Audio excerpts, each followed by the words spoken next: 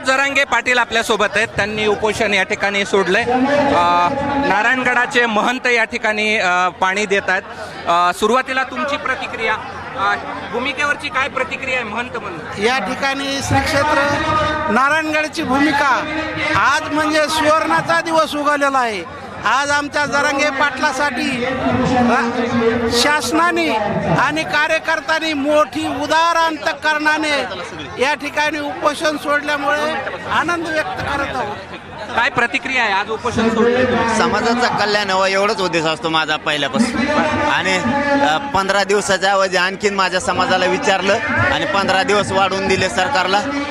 काय होत नाही, असे 5 महिने सरकारनं आमच्या वयाला घातलेत आणि नाही सरकारनं दिलं 15 दिवसात त्यांचं म्हणणं होत नाही तर 1 महिना द्या. दिलं 1 महिना, 1 महिन्यात नाही दिलं तर समाजासमोर आहे. मग मात्र तयारीत आम्ही उद्यापासूनच करणार. तरी पण विधानसभेची यांनी जर धोका दिला. बरं, आता तुम्ही उपचार घेणार आहात? हा, पोटात माझ्या खूप आग व्हायला लागली पोटात आणि कमरात पण अति आड लय दुखायलंय. बरं, आता कुठे उपचार घेणार? गॅलक्सीमध्ये. संभाजीनगर. संभाजीनगर.